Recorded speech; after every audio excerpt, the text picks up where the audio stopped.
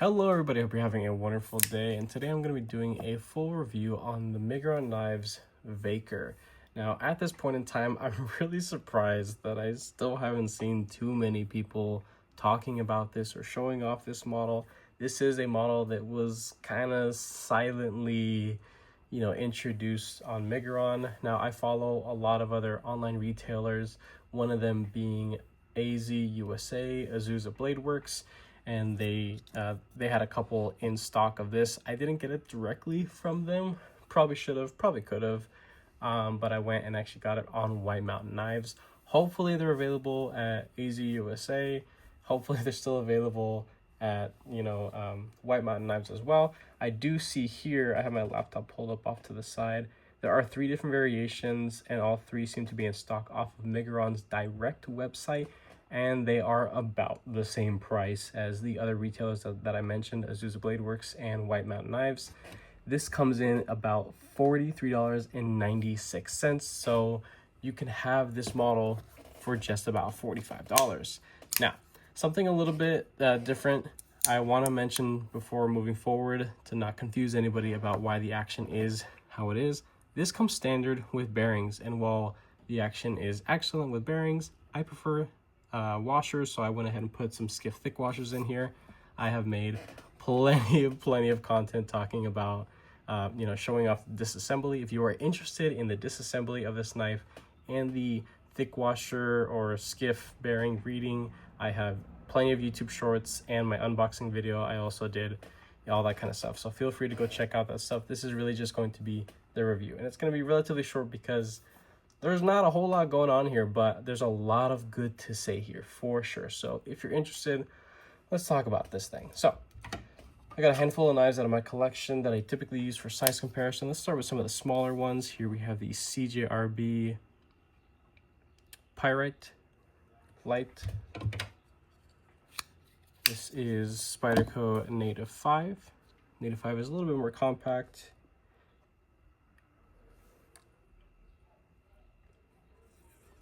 So the Vaker is just kind of in between those two. Let's do a couple others.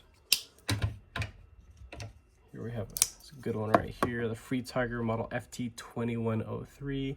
It looks to have just a little bit of extra length overall, but not by much. In a way, I would still prefer the Vaker over this one because you do have a forward finger choil here, and this does not. This is also a whole lot slicier and thinner overall. Up here is the Civivi Vision FG. FG standing for freaking great.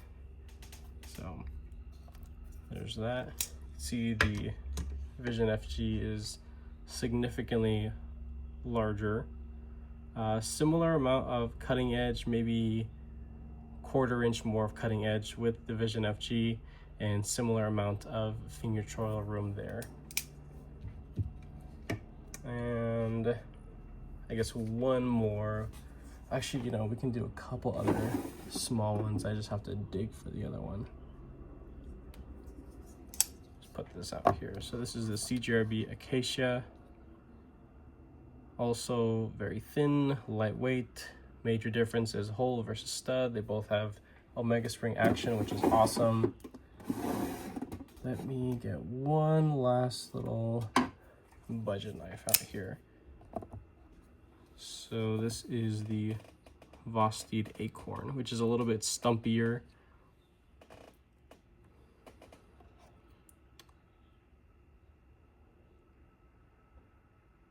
The Vaker has a little bit more cutting edge, but this has a little bit more of a roomier, comfier finger choil. So hopefully those knives help you guys get a good visual representation of what this model is all about. Now we can go ahead and move into just other basic stuff about this thing. So let's get into this. One thing that's really neat is that you do have a captured pivot, so disassembling and maintenance on this thing is just dummy easy. You have T8 for the pivot, including the body hardware here. You also have a bent steel clip that is very easy in and out of the pocket. You cannot move to the other side, which is just why, Migron, why would you do that? I mean, you guys are shooting yourself in the foot by not doing that. I mean, this is a wonderful, wonderful little budget knife right here that I'm sure a lot of people would like to get their hands on for the price that it is and because of the blade material that it has.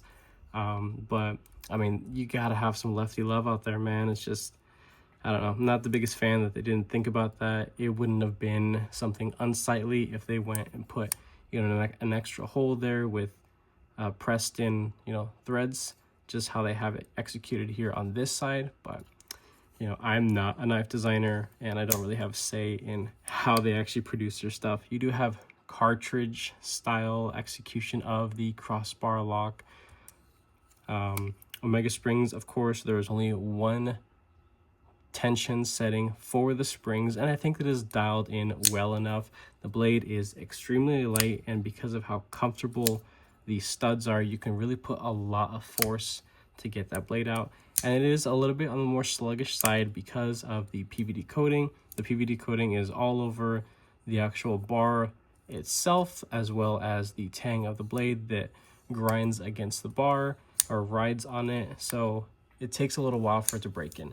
The other variations, I could say that, well, they would probably break in a little bit faster because, let's see, so you have this colorway with the black PVD, the white G10. There's also a gray G10, gray PVD coated, so that one also has a coating. And then there is a black G10 and a stonewash tumbled blade. Not an acid stonewash tumbled blade. It looks like a vibrant, like raw tumbled blade. That one would probably be the smoothest of the bunch, in my opinion, just because of how, you know, uncoated materials like rub and, you know, interact with each other. Because this is coating on coating and, you know, they take a while to break in essentially. You could see back here, if I could kind of focus on this. You can see down there, it is pretty shiny, and you can also see like the lines of the actual coating being worn away, as well as on the bar itself down in there. So this is very normal. This is not because it's a Chinese produced knife. It would happen on any knife design that utilizes a crossbar lock and applied coatings. So takes a little bit longer to break in, so it's going to be a little bit more sluggish, but still it is a very enjoyable action overall. As you can hear there, the retraction of the springs, it is very nice and clicky. That is not mushy at all. That is nice and healthy. And again, we got washers in the pivots, so there's a lot more resistance than there would be if this thing had bearings. With the bearings, this is a stupid, snappy little knife. And I think a lot of people would really enjoy it. So, as I mentioned earlier, I'm surprised that even now, with this knife being out for, I don't know, 3 weeks to almost a month or so, I still haven't seen too many people showing this off. But hopefully some people start preaching about this thing, because I think it's a pretty sweet little knife, especially for its price. You do have a lanyard pass through there for the people that care about lanyards. If you're, you know, an actual backpacker, or you want this for, you know, simple office EDC in your urban environment. Like, I personally live in an urban environment where I don't do a lot of like outdoorsy stuff. I'm not, you know, breaking down game or, you know, chopping down trees, you know, on a casual Wednesday afternoon. This is perfect for me, honestly. Like, this could very well easily be a one and done knife for a lot of people, because it weighs damn near nothing, right? Like, I can't imagine a single person complaining about something weighing 2 ounces. Now, maybe they don't care if something's like super lightweight because it feels a little bit cheap to them. Maybe they're used to something with a little bit more substance to it. But that's not what this is. If you're buying a knife like this and you know that it weighs this much, you can't complain about it, you know, weighing that much, because it is what it is and you're the one that bought it. So if you know what you're getting yourself into, know that you're going to get a super high performance blade material for the money. 14C28N is a wonderful blade material to sharpen up. You can put a stupid sticky edge on this stuff, and it's very easy to touch up as well. If you have a pocket strap or maybe even a little pocket ceramic hone, that is key for this stuff for sure. Very, very thin behind the edge. I do not own calipers, but just take my word for it, this thing is just ridiculously thin. So definitely not meant for any sort of prying or abuse. This is just slicing performance at its finest.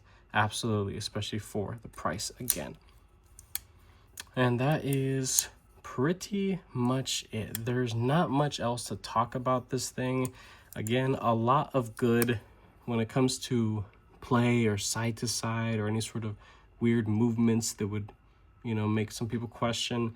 Side to side is comparable with the average crossbar style locking knife. So there is, you know, a little bit there. You can crank it down if you want. And when you have bearings in here, you can really crank it down and still have relatively smooth action. But because I did opt to put washers in here, I do have to leave a little bit of wiggle room just as this thing breaks in. It's very normal, very common to have a lot of crossbar locking knives that have washers having a little bit, just a little bit of movement. But taking a look at the centering of this blade, a little difficult to see, but it is perfect. This thing is so stupid thin, it's hard to see, but it is perfectly centered there, which is very impressive.